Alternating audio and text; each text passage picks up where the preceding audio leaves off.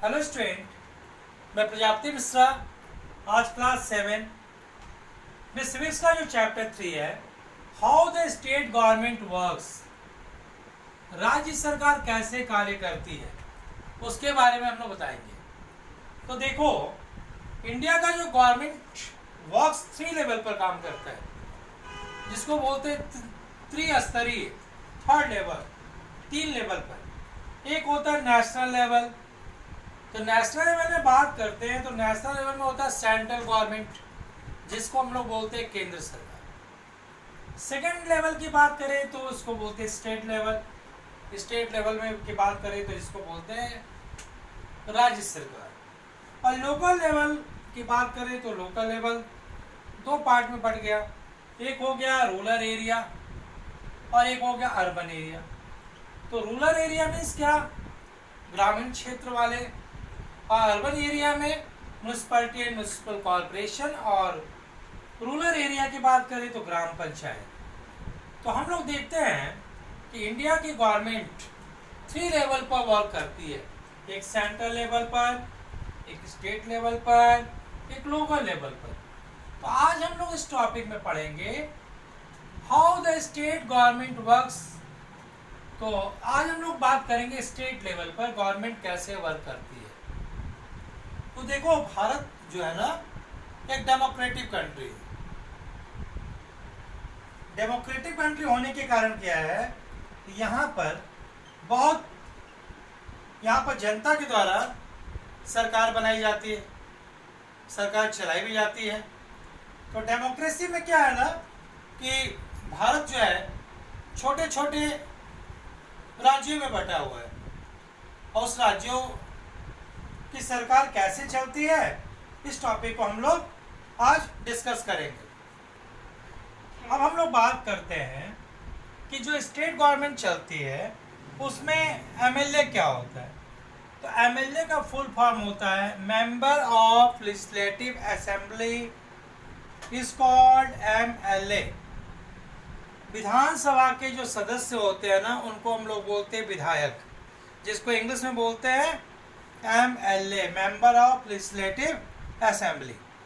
तो देखो, member of legislative assembly की बात करें ना, तो भारत में स्टेट लेवल में जो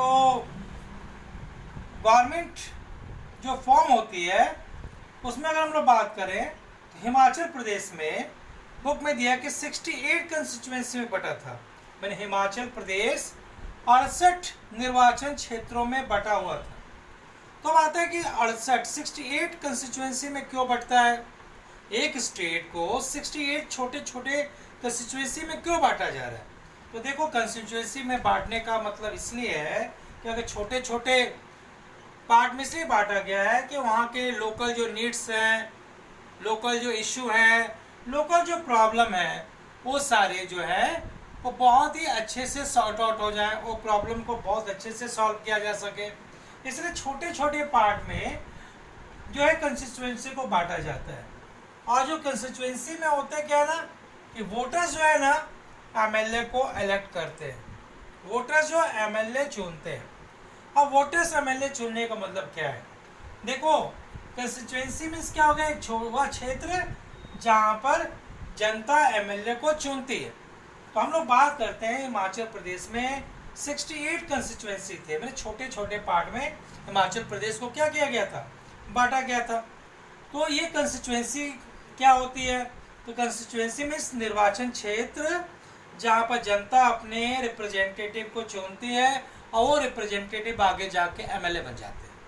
अब एमएलए जो बनते हैं, तो अब मैंने आपको बताया कि कंस्टिट्यूएंसी क्यों, क्योंकि जब लोकल प्रॉब्लम है, लोकल इशू है, ये सारे अगर प्रॉब्लम अगर कंस्टिट्यूएंसी के एमएलए बहुत अच्छे ढंग से समझ पाते हैं, इसलिए कंस्टिट्यूएंसी में एमएलए को चुना जाता है। अब कौन विनर होते हैं उसके बारे में बात करते हैं। जैसे कंस्टिट्यूएंसी है, मान लो इसमें बहुत सारे पार्टी के जो कैंडिडेट्स खड़े होते हैं, जैसे वो रीजनल पार्टी के भी हो सकते हैं, नेशनल पार्टी के भी हो सकते हैं, और कुछ निर्दलीय होते हैं जो किसी पार्टी से बिलोंग नहीं करते। जैसे बात करते हैं नेशनल पार्टी की, नेशनल पार्टी में तुम लोग देख सकते हो national party, who is the national party? हम लोग देखते हैं नेशनल पार्टी की बात करें तो पार्टीज में बीजेपी, कांग्रेस, ये सब क्या है? These are national party. लेकिन अगर रीजनल पार्टी की बात करें तो जेएमएम, ये रीजनल पार्टी है झारखंड में। तो रीजनल पार्टी, नेशनल पार्टी और कुछ ऐसे होते जो किसी पार्टी से बिलोंग नहीं करते, वो भी कैंडिडेट कंस्टिट्यूएंसी में खड़े होते हैं। तो कौन एमएलए बनते हैं? अब मान लो किसी कंस्टिट्यूएंसी में 20 कैंडिडेट खड़े हैं और उस कंस्टिट्यूएंसी में मान लो 1 लाख वोट पड़े, 1 लाख मान लो वोट हुए, जिसमें देखा गया सपोज कि हिमाचल प्रदेश की बात करें या झारखंड की बात करें, किसी स्टेट की, तो उसमें मान लो 1 लाख वोट में किसी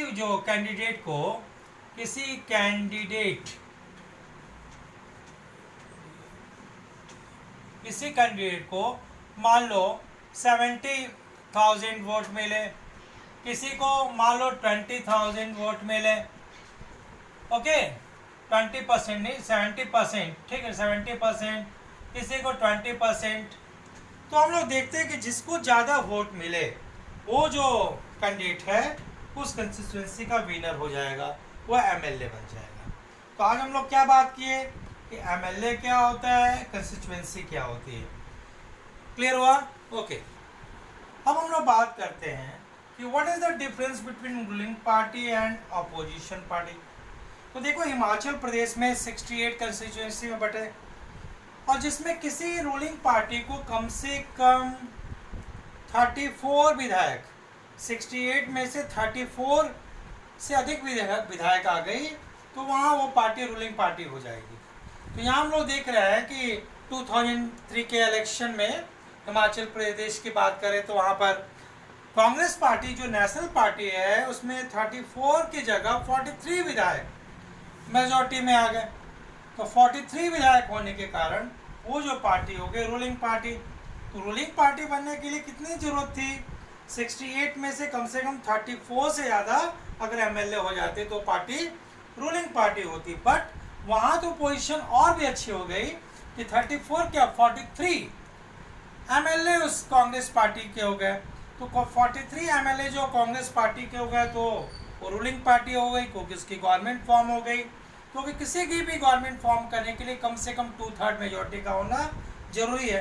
तो हम लोग देख रहे हैं ये सिनेरियो को कि रूलिंग पार्टी में हिमाचल प्रदेश में 68 में से 68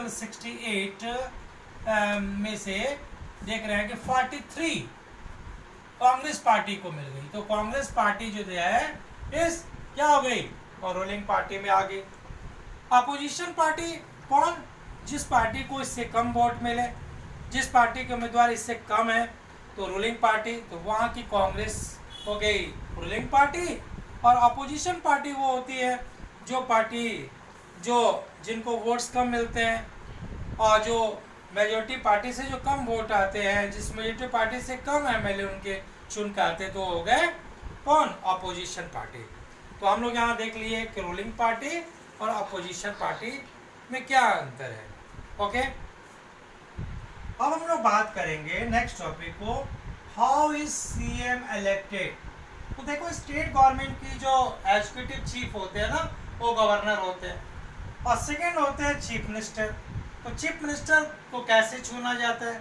तो जो एमएलए होते हैं ना, जैसे मैंने बताया हिमाचल प्रदेश में 43 एमएलए, हिमाचल प्रदेश में 43 एमएलए ने मिलकर क्या किया, एक उसमें से एक सीएम को चुना। तो जो सीएम कौन होते हैं उस समय जो चुना गया, तो वहाँ पर सीएम चुना गया श्री वीरभद्र सिंह को। उन्होंने क्या किया, 43 एमएलए के लोगों ने एक वीरभद्र सिंह को अपना मुख्यमंत्री बना दिया। फिर मुख्यमंत्री क्या करते हैं कि उसमें 43 एमएलए में से कुछ लोगों को मंत्री बनाते हैं, मिनिस्टर बनाते हैं, और इसके बाद से चीफ मिनिस्टर और मिनिस्टर दोनों का अपॉइंटमेंट जो बोलते हैं ना, जो नियुक्ति जो है वो गवर्नर करते हैं। तो आपको क्लियर हुआ, मुख्यमंत्री कैसे बनते हैं, तो मुख्यमंत्री जो 43 विधायक रूलिंग पार्टी के होते हैं वो अपने में से एक विधायक को मुख्यमंत्री के रूप में इलेक्ट करते हैं।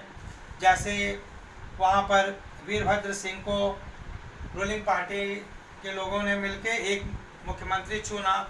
बाद में वो मुख्यमंत्री अपने कुछ मंत्री को नियुक्त करते हैं, जिसको ओथ दिलाना, शपथ दिलाने का कार्य राज्यपाल करते हैं। ओके,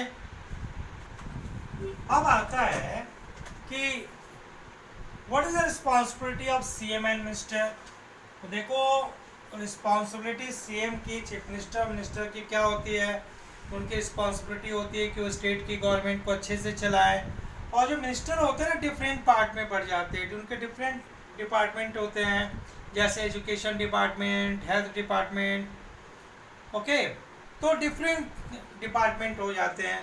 तो मुख्यमंत्री और जो मंत्री हैं उनके काम डबल हो जाते हैं। एक तो अपने डिपार्टमेंट के प्रॉब्लम को सॉल्व करना, और सेकंड जिस एरिया से वे चुन के आए हैं, जिस एरिया से इलेक्ट हो क्या है, वहाँ के नीड्स को, वहाँ के रिक्वायरमेंट को, वहाँ के जो प्रॉब्लम है, वहाँ की जो लैकनेस है, उनको दूर करना। तो रिस्पॉन्सिबिलिटी बहुत ही बढ़ जाती है चीफ मिनिस्टर और मिनिस्टर की। तो आज हम लोगों ने क्या पढ़ा? आज हम लोगों ने पढ़ा कि इंडिया की गवर्नमेंट कैसे फॉर्म होती है। तो एक सेंट्रल लेवल पर, एक स्टेट लेवल पर, एक लोकल लेवल पर। फिर हम लोगों ने बात की एमएलए कौन होते हैं। तो MLA member of legislative assembly, उसको कौन लोग चुनते हैं? तो इंडिया के लोग चुनते हैं। कौन लोग? दो person age is 18 years above, जिसके एज 18 ईयर्स अबव होते हैं वो लोग चुनते हैं। किसको? कैंडिडेट को, जो कंस्टिट्यूएंसी से सबसे ज़्यादा वोट पाते वो हो गए एमएलए। फिर बात किए कि मुख्यमंत्री को लोग कैसे चुनते हैं, फिर रूलिंग पार्टी क्या है, अपोजिशन पार्टी क्या है, ये सारे तमाम बिंदुओं को हमने डिस्कस किया। आशा करता हूँ कि ये वीडियो आपको बहुत अच्छा लगा होगा। Thank you, have a nice day.